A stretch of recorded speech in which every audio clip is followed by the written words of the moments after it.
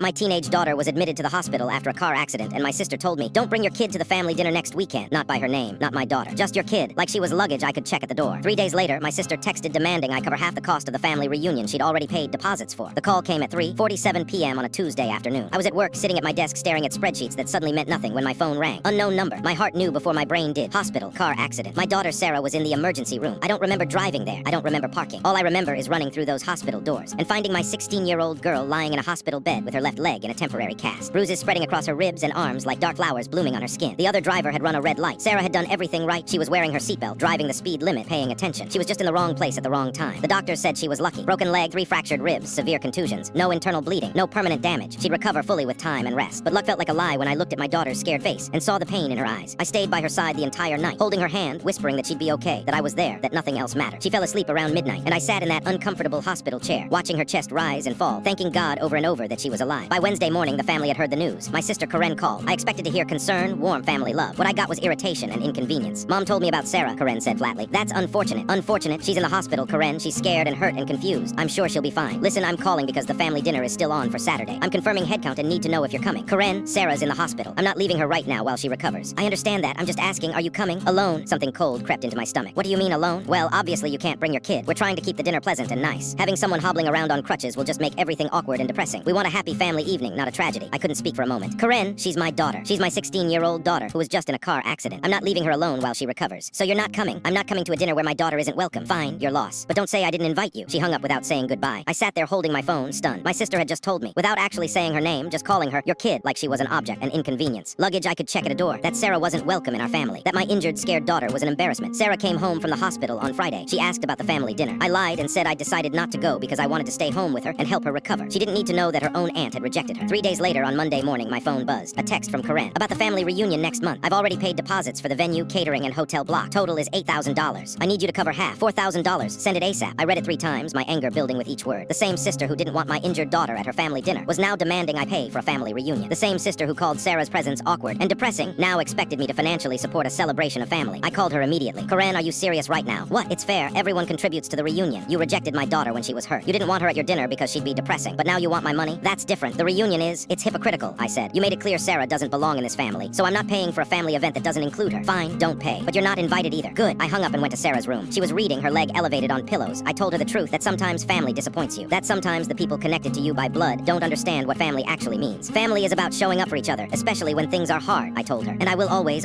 show up for you. Sarah cried and hugged me carefully, and I knew I'd made the right choice. Some family reunions aren't worth attending if it means abandoning the person who matters most. Family comes first, always.